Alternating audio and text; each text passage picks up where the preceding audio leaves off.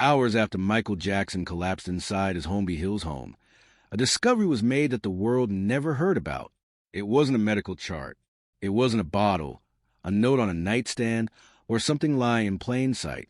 It was hidden deep inside the pocket of the jacket Michael wore during his final rehearsals for This Is It, a jacket no one expected him to be wearing that night. When the doctor reached inside, he froze. For several seconds, he couldn't speak. What he held in his hand wasn't money, wasn't medication, wasn't anything you would expect a global superstar to carry so close to his body in his final hours. It was something personal, something haunting, something Michael had written long before 2009, a message so shocking, so revealing, that it changed the very meaning of his final days, a message the world was never supposed to see. And once you hear what it said, you will never think of Michael Jackson's final moments the same way again. Before we begin, make sure to subscribe, like this video, and turn on all notifications so you never miss our emotional stories about Michael Jackson. What happens next is one of the most intimate and heartbreaking truths ever connected to his life. The hospital room was freezing, cold in a way that sinks into the skin, into the bones, into the quiet corners where fear likes to hide. The fluorescent lights hummed softly above, casting pale shadows across the floor tiles. Outside the window, Los Angeles glowed with its usual indifference. Cars passing, sirens echoing, a city moving forward while one of its greatest lights flickered in uncertainty. Dr. Elias Morgan stood next to the bed, staring at Michael Jackson's still form as nurses moved around him in hushed precision. Machines beeped steadily, their rhythm steady but fragile, like a heartbeat made of glass. He had been treating Michael for only 3 weeks, but in that short time he had seen something few ever saw. The world knew the icon, the legend, the performer sculpted by fame and haunted by it in equal measure. But Dr. Morgan saw the man, the human being beneath the glittering myth, the man who apologized too much, the man who smiled even when it hurt, the man who carried the weight of expectations powerful enough to crush entire nations.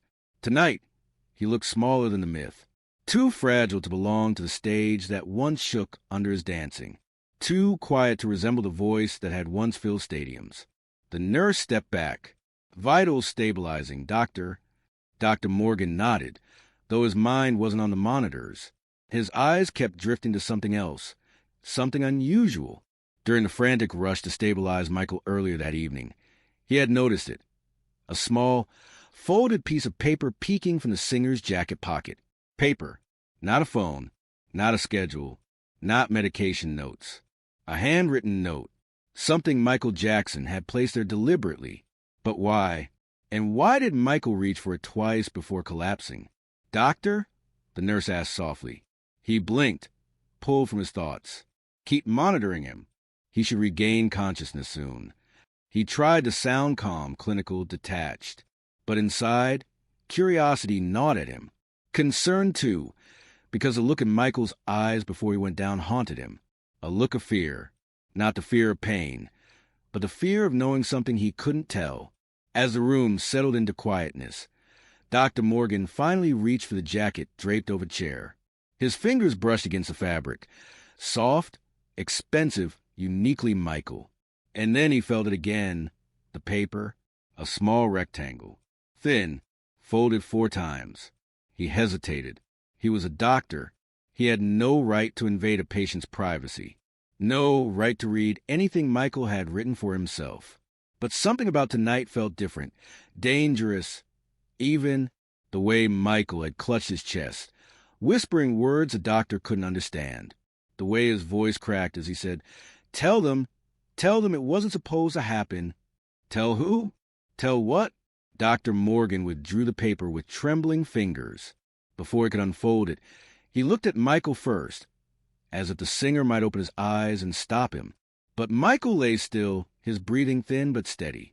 Dr. Morgan unfolded the note. His breath caught in his throat. 1 sentence, written in shaky but unmistakably elegant handwriting.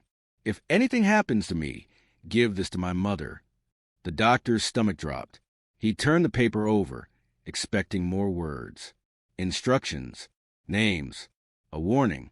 There was more, just one more line. written smaller, as if Michael couldn't bring himself to write it clearly. She knows the truth they tried to bury. Dr. Morgan felt the blood drain from his face. What truth? He whispered under his breath. He folded the note again carefully, hands shaking, and slipped it back into the jacket pocket. He needed to breathe, to think, to understand what he had just read. Michael Jackson had lived under the weight of rumors, accusations, battles with the press, betrayals from those closest to him. But this sounded different. It didn't sound like paranoia. It didn't sound like guilt. It sounded like a man preparing to reveal something the world wasn't ready to hear, something he feared would die with him. The door opened suddenly, making him jump. A security guard stepped inside, tall, stoic, expression unreadable. "Doctor," the guard said. "How is he?" "Stable," Dr. Morgan replied quickly. "He just needs rest." The guard nodded once. Then his eyes shifted toward the jacket draped on a chair. "Has anything been removed from Mr. Jackson's belongings?" Dr. Morgan tensed. "No, everything is as it was." The guard stared for a long moment, as if trying to measure the truth in the doctor's words. Finally, he nodded again. "Good. Mr. Jackson doesn't want anything misplaced." Dr. Morgan forced a tight smile. "Of course." When the guard left, Dr. Morgan exhaled shakily. Why did security care so much about a piece of paper in a pocket? Because they know. Because someone else knows Michael wrote something important. Dr. Morgan turned to the sleeping singer again. Michael's face softened in unconsciousness, lines of worry easing, vulnerability showing through like cracks in porcelain. "What are you carrying, Michael?" The doctor whispered. "And who doesn't want the world to know?" The machine beeped steadily. A heartbeat, a warning, a countdown. And in that moment, Dr. Morgan realized something with chilling clarity. Whatever Michael Jackson wrote in that note, it wasn't just important. It was dangerous. The doctor stood frozen, the small folded paper still resting in the center of his gloved palm. The backstage lights flickered above him, humming with that faint electrical buzz that always seemed louder when the world suddenly went silent. He stared at the paper as though it might burn through the latex, as though it might dissolve if he blinked too long. The handwriting alone was enough to send a chill through him. It was Michael's. But the message was not something Michael should have known.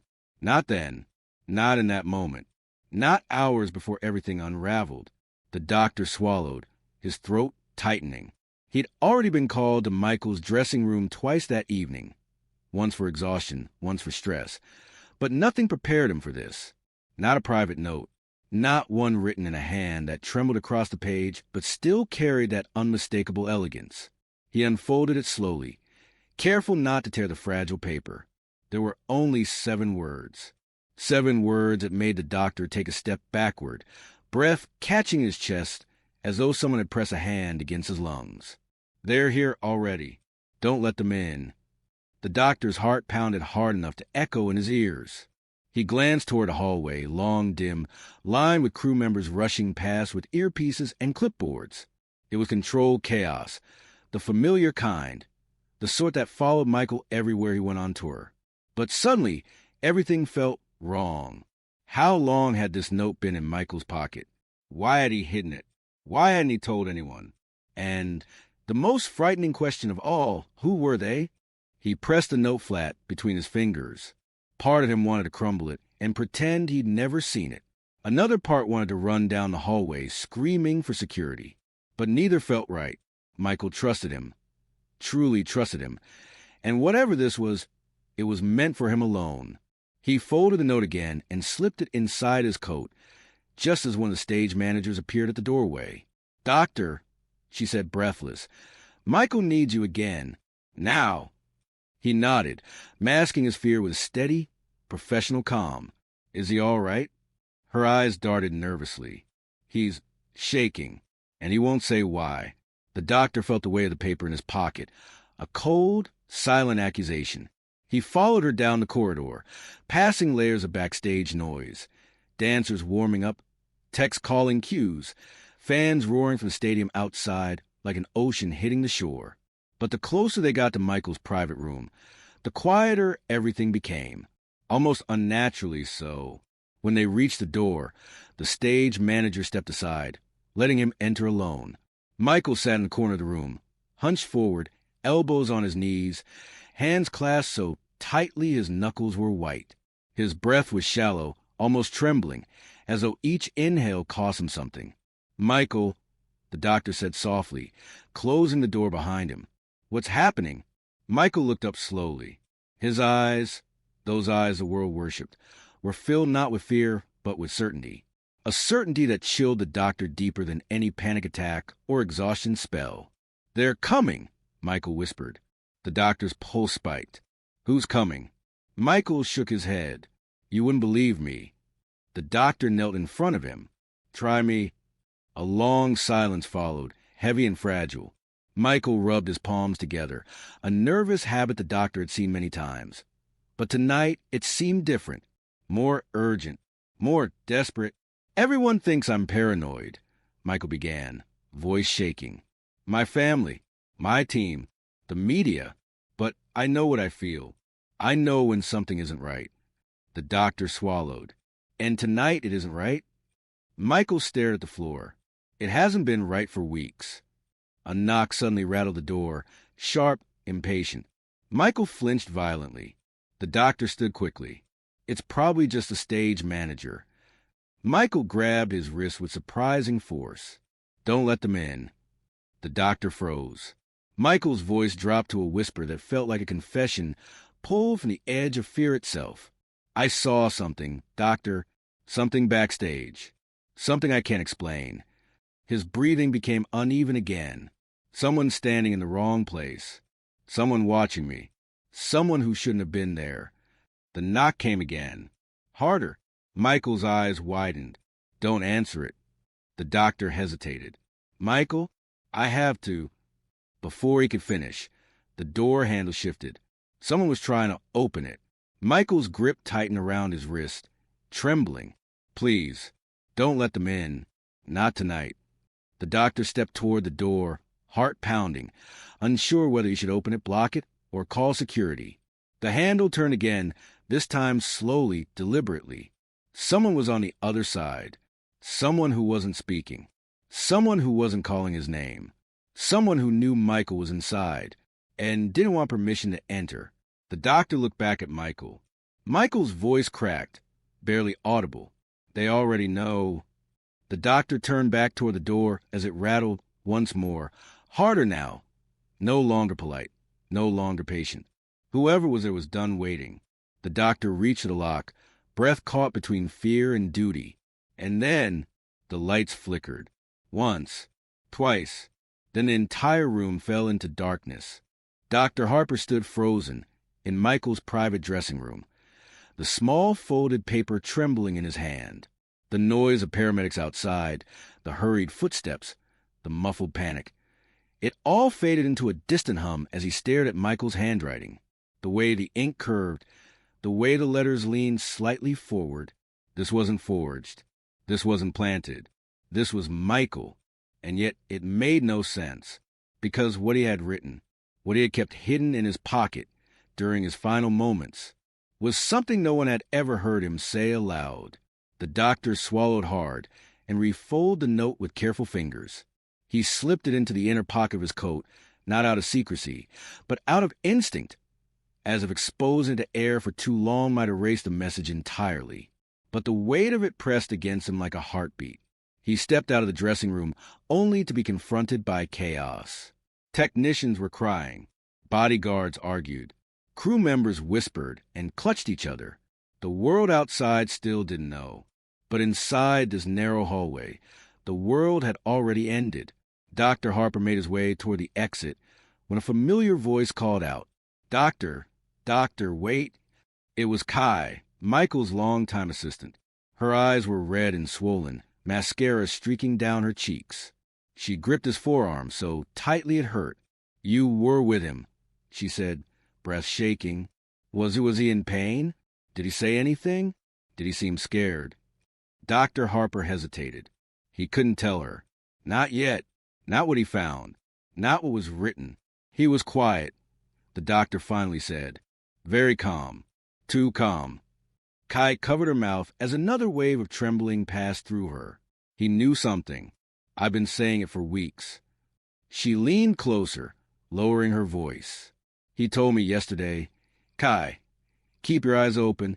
Things aren't what they seem. I thought he was just tired. But now, Dr. Harper's pulse quickened.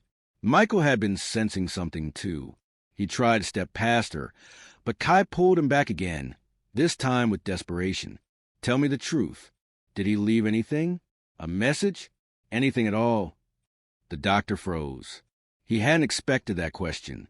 Not so soon. Not from her. He shook his head slowly. No, nothing. The light burned in his throat. Kai closed her eyes and let out a trembling breath. Okay. I just had to ask. When she walked away, Dr. Harper leaned against the wall, shame rising in his chest. He wasn't a man who lied. He built his career on integrity, transparency, trust. But something told him the world wasn't ready for the truth hidden in that small folded note. Not tonight. Maybe not ever. With the hall finally clear, he stepped outside into the blinding crush of emergency lights. The stretcher carrying Michael had already been taken. The crew stood in clusters, shaking, hugging, some praying, some in shock. Dr. Harper slipped into his car, closed the door, and sat in silence. Only then, alone, hidden, unseen, did he unfold the note again. The handwriting seemed even shakier now.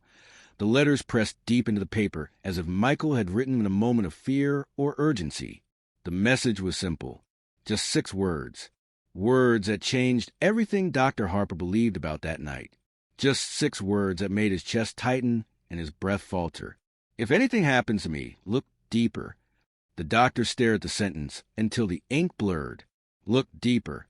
Look deeper. A man preparing for a tour rehearsals didn't write that. A man expecting a future didn't write that. A man who believed he was surrounded by loyalty didn't write that. This was a warning, a plea, a confession. Someone had frightened him. Someone had betrayed him. Someone had pushed him to a place of silence until the final hour. Dr. Harper folded the note gently and placed it back in his coat. His hands were trembling now. He thought back to earlier that day, how Michael had sat alone in the corner of the rehearsal space, unusually quiet. How he had asked the doctor privately, "Do you ever feel like someone is waiting for you to fall?" At the time, Harper brushed it off as exhaustion, just another superstar under pressure. But now, reading the note, he felt sick. Someone was waiting. Michael had felt it. Michael had tried to say it. The world wasn't ready to hear him. And now the world might never fully understand what he meant. A soft knock on his car window startled him. It was one of the stage engineers, pale with fear. "Doctor, the police want to speak with you. They're asking questions. They said you were the last one to see him conscious." Harper nodded numbly. He stepped out of the car and took one last breath of night air before facing them. The note sat heavy against his chest like a burning truth. A truth he wasn't sure he could protect. A truth he wasn't sure he could reveal. And as he walked toward the investigators standing near the loading dock, he felt that note pulsing like a warning. Look deeper. Look deeper. Look deeper. For the first time in his life, Dr. Harper wondered if telling the truth could destroy him or save Michael's legacy forever. Dr. Harrison stood alone in the dimly lit backstage medical room, the fluorescent light above him flickering weakly. He had treated hundreds of performers throughout his career, dancers, singers, stunt actors, but none of them were Michael Jackson. None of them carried the weight of the world in their pockets. But now, that weight lay in the center of his palm, a folded piece of paper, worn at the edges, softened by time and touch. Something Michael carried close to his heart, literally, pressed against the inside of his jacket every night on tour.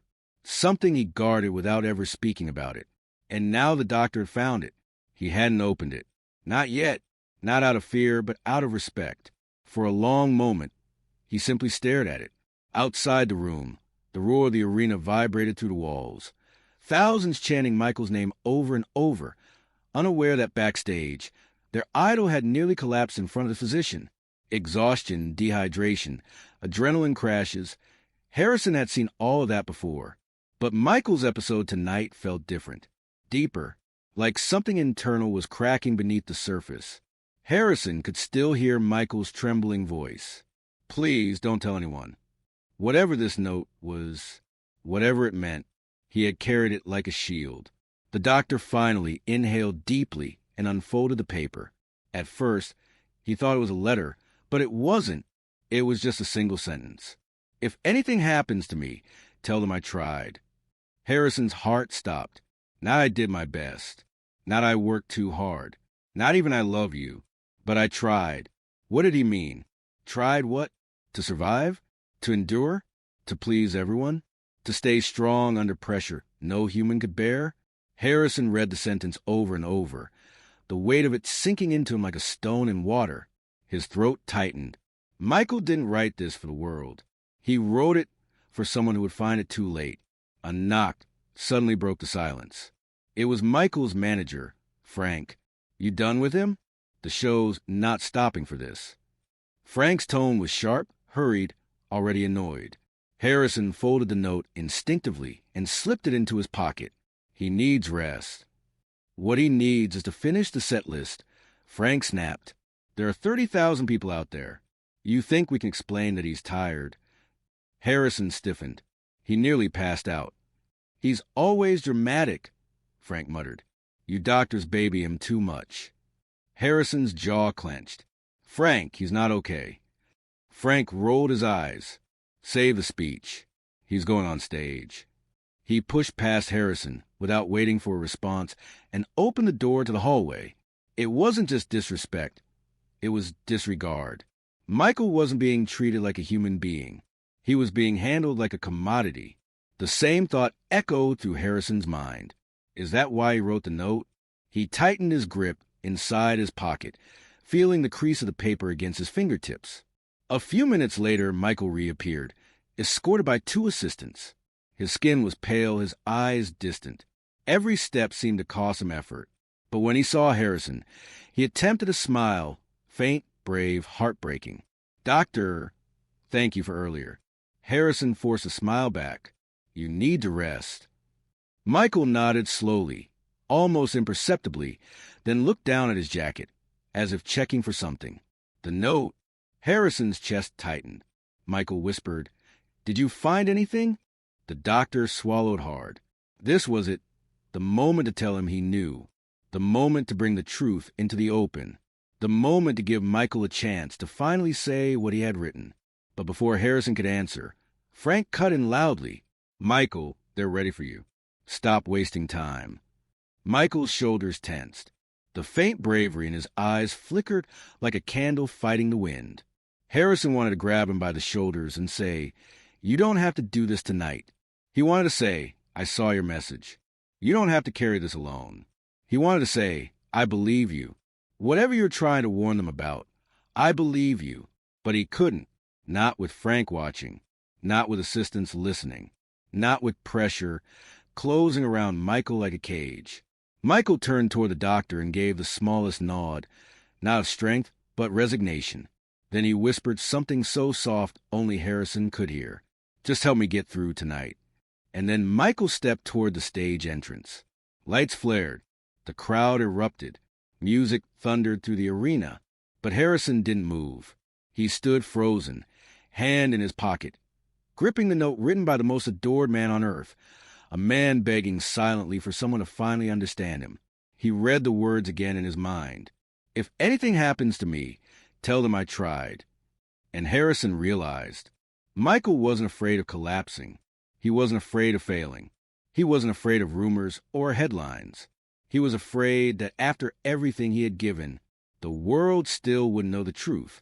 The chapter ends as Harrison takes a step toward the stage, deciding something no one expected. He would not let Michael suffer alone. Not tonight. Not ever again. Dr. Ellis stood frozen in the dimly lit private room, clutching the folded paper he had just pulled from Michael's jacket pocket. Behind him, the steady hum of the medical monitors echoed like a distant heartbeat, filling the air with a sterile kind of tension. The dancers waited outside. The production team whispered nervously in the hallway. But here in this silent room, Time felt suspended. He stared at the folded note, as if opening it without permission would break something sacred. His hands trembled.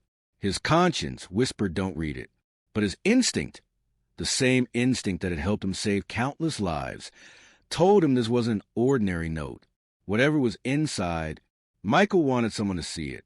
Maybe not publicly, maybe not loudly, but someone. He unfolded it slowly. The handwriting was unmistakable, small, delicate, almost hesitant. But the words, they hit like a blow to the chest.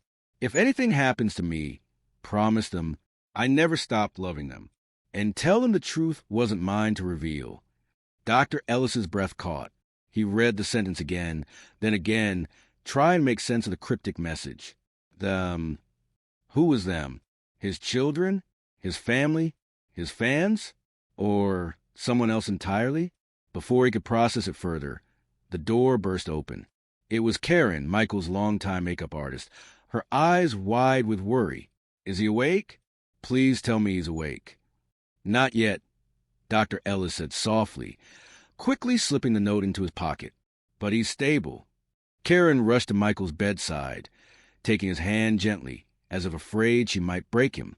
"Michael, baby, what happened to you?" she whispered. Dr. Ellis approached cautiously. He fainted due to exhaustion and a sudden drop in blood pressure. But that's not the whole story. Something triggered him. Something emotional. Karen nodded slowly, her eyes filling with tears. "He's been carrying too much. Everyone sees a performer, the legend, but he's just one man, one human being. And they keep pushing him like he's a machine." Dr. Ellis remained silent, but his mind raced. What truth wasn't his to reveal? What burden had he been carrying alone? Minutes later, the door opened again, this time softly. A security guard leaned in. "Doctor, someone is here. He says Michael asked to meet him privately before the show." Karen stiffened. "Who is it?" The guard hesitated. He wouldn't say, but he claims Michael told him. "Tonight, everything changes." Karen looked at Dr. Ellis, alarm creeping into her expression. "Did Michael tell you anything like that?" Dr. Ellis shook his head. "Nothing." The guard continued. "The man insists Michael needed to give him something important, something he kept hidden for years." The room fell into a stunned silence. Karen turned slowly toward Michael. "What were you planning, Michael?" she whispered. Dr. Ellis felt the weight of the folded note burning inside his pocket. Was that what the visitor was here for? Was a message meant for this mysterious person? Or was someone trying to get to Michael before he could say something? He stepped toward the guard. "Where is he?" "Downstairs," the guard replied. "But there's something strange. He refuses to give his name. And he looks nervous, like he's scared." Dr. Ellis exchanged a look with Karen. She had worked with Michael for decades. She knew when something felt wrong. "We can't let anyone near him right now," she said. "Not until we know exactly what's going on." Dr. Ellis nodded. But something inside him, the lingering curiosity sparked by the note, wouldn't settle. He excused himself and followed the guard out, leaving Karen alone with Michael. As he walked down the quiet hallway, every step felt heavier. The backstage area, usually buzzing with dancers, tech crews, and musicians, now seemed unnervingly still. Dr. Ellis adjusted his coat, feeling the crinkle of paper against his chest. When he reached the bottom of the stairs, he saw the man immediately. Tall, tired, hands trembling slightly, eyes red, as if he'd been crying. He wasn't aggressive. He wasn't demanding. He looked devastated. "Are you the doctor?" the man asked, voice cracking. "Yes, and you are." The man swallowed hard. "I can't give my name." "Not yet, but Michael asked me to come." He said he finally found the courage to tell the truth. Dr. Ellis's heartbeat quickened. "What truth?" he asked. The man looked up, eyes filled with grief and something deeper, a decades-old ache. The truth about why he never spoke publicly about what really happened in our family, and why he carried the guilt alone. Family. The word hit like an earthquake. Dr. Ellis stepped closer. "You're his brother, aren't you?" The man didn't answer with words. He simply lowered his gaze. Dr. Ellis felt the note again to the fabric of his coat. Its weight suddenly felt 10 times heavier. "Did he give you something?" The man asked quietly. "A letter? A message?" He said he'd keep it in his jacket until we spoke. Dr. Ellis didn't respond. Not yet, because before he could decide, before he could even reach into his pocket, a scream echoed from the room upstairs. Karen's voice. "Doctor, you need to come now." Dr. Ellis turned and ran, heart pounding, breath sharp, fear rising. Something had happened, something serious. And the note in his pocket, the one he hadn't yet revealed, now felt like the key to a truth Michael never wanted the world to forget, and a truth someone else may have been willing to bury. The room felt impossibly still as Dr. Harris stood alone, the small folded paper resting in the center of his trembling palm. Outside the window, Los Angeles lights flickered like dying embers in the distance, but inside the bedroom where Michael Jackson had spent his final hours awake, time itself seemed suspended, frozen in a silence so heavy that even the air felt unwilling to move. He stared at the note again. 5 words written in handwriting he had studied only in contracts, autographs, rehearsal notes, and messages Michael left for his staff. There was no mistaking it. It belonged to Michael, and yet the meaning behind those words unraveled something so profound, so unbearably intimate, that Dr. Harris had to sit down before his legs gave out beneath him. I knew this would happen. The sentence vibrated in his chest like a warning that had finally surfaced too late. And underneath it, in fainter ink, as if Michael had hesitated before writing it, was a second line. "Tell them I forgave them." Forgave who? Family? Management? The world? Himself? The paper trembled between his fingers as Dr. Harris fought the swell of emotion rising inside him. He'd been a doctor for nearly 3 decades. He had seen patients prepare for the inevitable, writing goodbye notes for families, whispering last wishes, expressing regrets or confessions before the end. But this was different. This was Michael Jackson, a man whose entire life had been a stage, whose every breath had been monitored, discussed, criticized, consumed by millions. And yet his final message had been written in a moment of solitude, a moment no one witnessed, no one recorded, no one understood. Until now, he folded the note slowly, fighting the urge to read it again. He wasn't sure he could. The weight of it lodged itself in his chest like a stone pressing into his ribs. Across the room, evidence bags lay open, gloves, vials, a half-finished bottle of water, a jacket, receipts. And there on the nightstand was Michael's phone. Its screen was cracked, not from a fall, but from something else, something intentional. Someone had smashed it before paramedics arrived. Dr. Harris had no doubt. It was deliberate. He approached the nightstand cautiously, as if the device might reveal something the moment he touched it. He picked it up. The back panel had a sharp dent. The glass was spiderwebbed, unrepairable. But when he turned it over, when the broken pixels faintly flickered to life for a fraction of a second, he saw something. A notification, frozen, distorted, unreadable. Just one word visible. Draft. A message Michael never sent. A message that will remain sealed forever. Dr. Harris exhaled shakily. Someone had destroyed the phone for a reason. And whatever Michael had typed moments before losing consciousness, it must have been important enough for someone to erase. But they hadn't found the note in his pocket. The one clue Michael had hidden in the one place no one ever checked. Dr. Harris sat down on the edge of the bed and pressed the note against his forehead.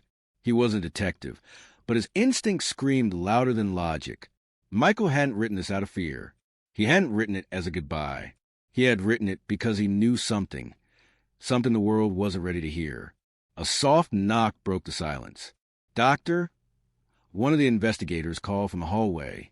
"We need you downstairs." He didn't answer immediately. He took one more long look around the room. The unmade sheets, the dim lamp, the faint smell of cologne that still lingered in the air. It felt wrong, profound, sacred, like stepping into someone's final prayer. He stood, folded the note carefully, and slipped it back into the evidence envelope labeled with Michael's name. But before sealing it, he hesitated. One last moment, then reached inside and touched the paper gently, "I'm sorry," he whispered. "I don't know what you were trying to tell us, but I promise I'll protect this." He sealed the envelope, walked to the door, then stopped. For a moment, he felt something, a strange warmth on his shoulder, like a hand resting there gently. A reassurance, a whisper of strength. He didn't turn around. He simply closed his eyes. "Thank you, Michael," he breathed, and when he opened them, the room behind him seemed lighter, as if the weight had shifted, as if the truth had finally taken a step toward being seen. He walked downstairs, but the note stayed in his pocket, and it would change everything, forever.